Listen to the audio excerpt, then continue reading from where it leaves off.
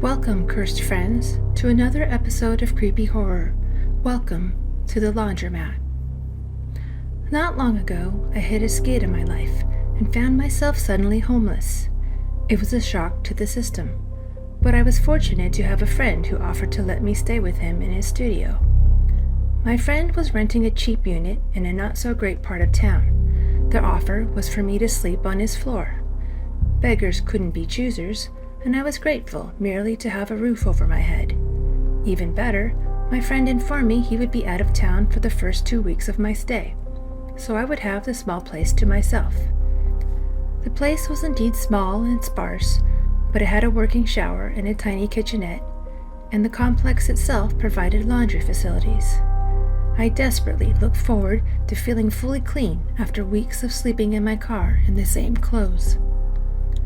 I threw all my dirties into a garbage bag and carried it to the small laundry room. But to my disappointment, I discovered that vandals had either broken the washers or jammed objects into their coin slots, rendering the machines unusable. I was resigned to washing my clothes in the sink again, until I recalled seeing a 24-hour laundromat down the block. It was a rough neighborhood to walk through at night. The sidewalks were cracked and stained, and smelled of rotting food and urine. Trash clogged the gutters, and broken boxes and feces littered my path. The businesses I passed were dark behind their security barricades, and most of their doorways harbored dirty blankets covering sleeping bodies. It was a moonless night, and the single street lamp appeared to be broken, so the only light came from the laundromat.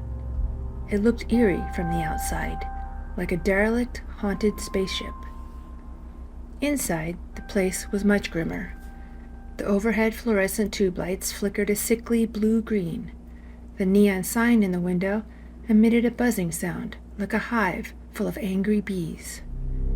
24 industrial washers bisected the room, while dryers hugged the walls. Oddly, not a single machine was in service, and I feared the reason was because they were all broken. As I approached the nearest washer, I was startled when one of the machines in the middle of the line jerked into motion.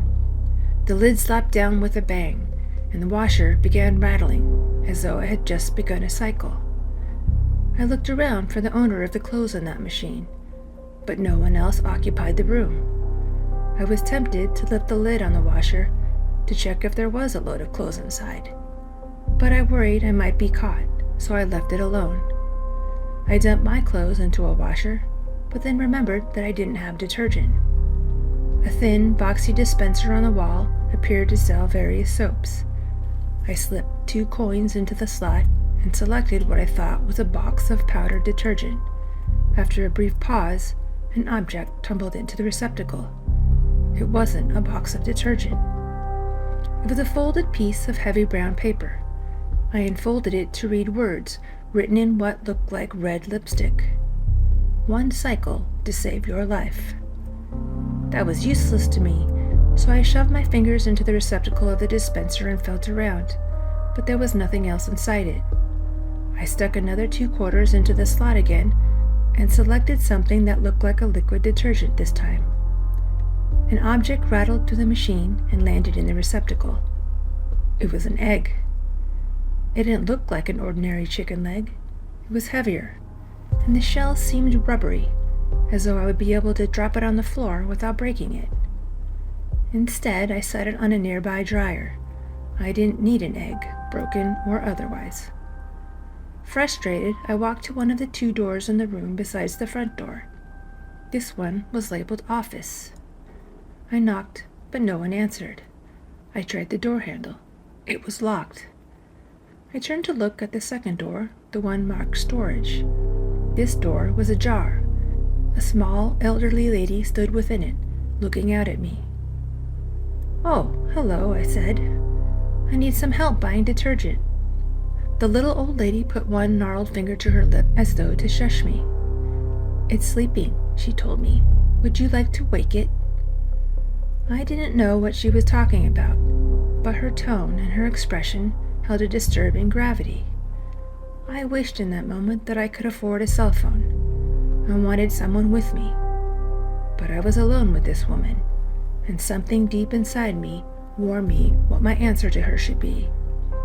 "No," I replied just as quietly. "I don't want to wake it." "You could leave early if you did," she said.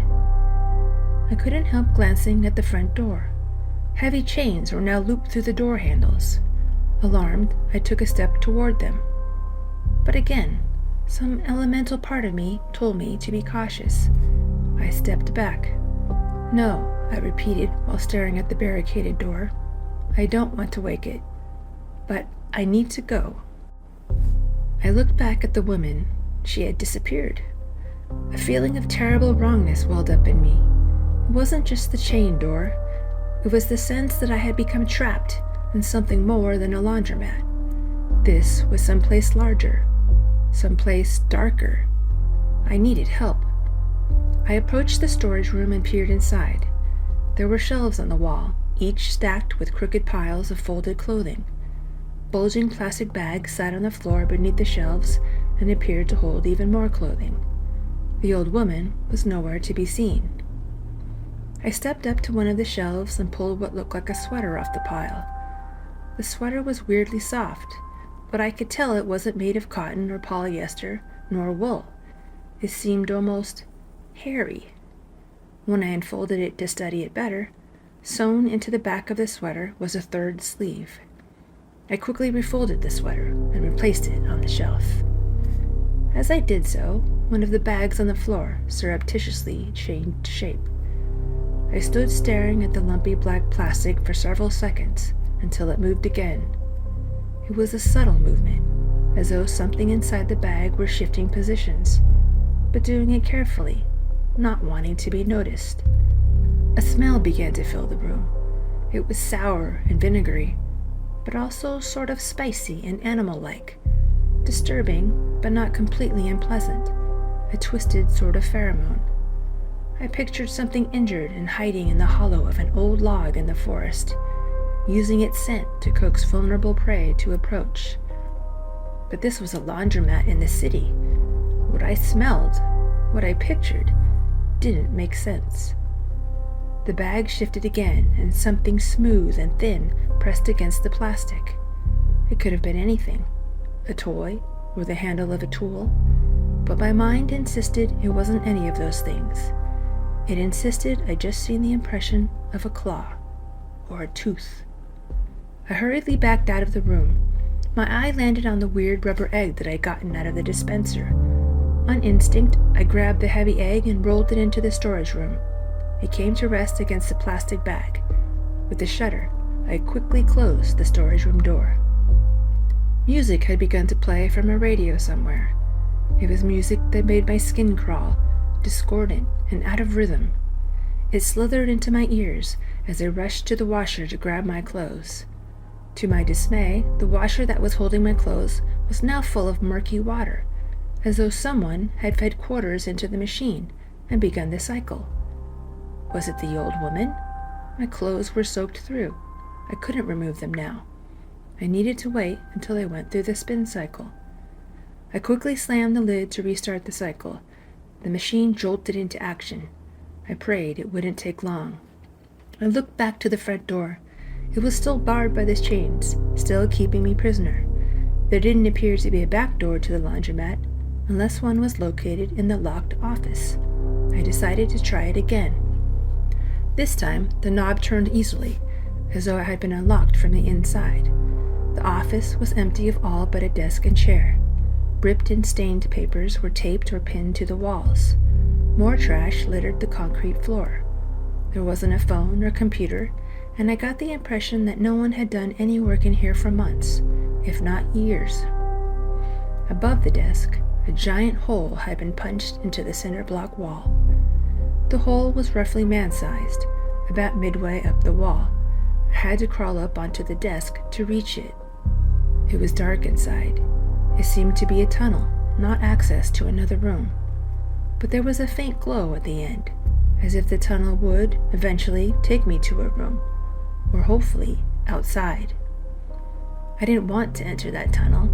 I wanted to go back to my friend's studio and hide there until he returned home. But with the front doors of the laundromat chained shut, I didn't feel I had any other choice. Still, I took one last look through the doorway into the laundromat. On the floor sat the egg, larger now, cracked open and spilling a pool of jelly-like red liquid. Whatever had hatched from it was now loose in the room. I crawled into the hole in the wall. The concrete was rough beneath my knees and palms. The longer I crawled, the more clods of dirt and detritus collected around my fingers.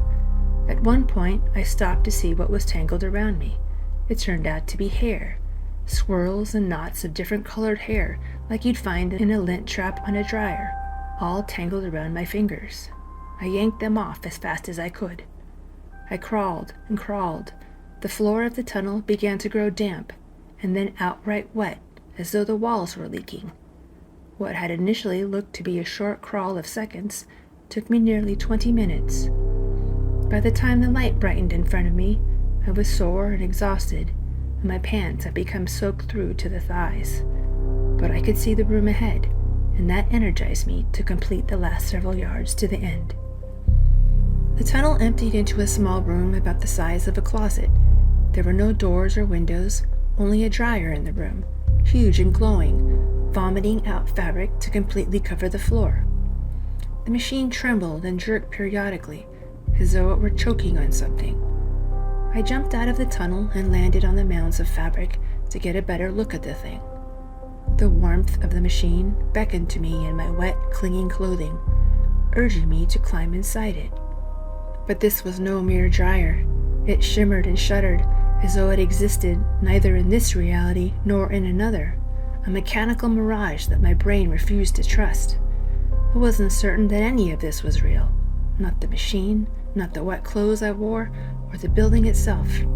This felt like a waking nightmare that I couldn't escape. It felt like hell. My vision began to blur. Something appeared inside the wormhole dryer.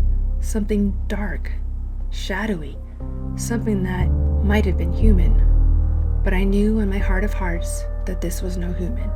This thing was ancient. This thing was evil. When it faced me and began to sit up, terror poured into my bones. I leaped at the tunnel entrance and scrambled inside it. I crawled for my life, thrashing through the muck. I emerged what felt like hours later and spilled out onto the desk in the office, covered in filth, stringy hair. Gasping, I burst from the office and staggered back into the main room of the laundromat. But it was no longer empty. The old woman had returned.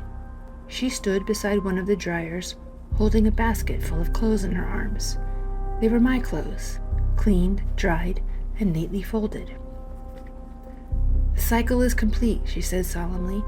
She held out the basket. The chains on the front door were gone. If there was a connection between them and my laundered clothing, I wasn't willing to hang around and find out. Ignoring the old woman with my clothes, I dashed to the front doors and burst out of the laundromat, escaping into the cold, dark night. I lost all but the clothes on my back that night, and took a long time to mentally and emotionally recover from the experience. My friend continues to claim that the laundromat never existed, and indeed I've never been able to retrace my steps to find it. But I suspect that if I were to ever hit rock bottom again, that mysterious laundromat will reappear, offering its services to me. Though I didn't partake that night, to this day I feel like something still clings to me, a curse from that sinister figure in the backroom dryer. It hurts knowing that something somewhere is rooting for me to fail. I haven't dared to put a name to that terrible entity. For the sake of my sanity, I don't think I ever will.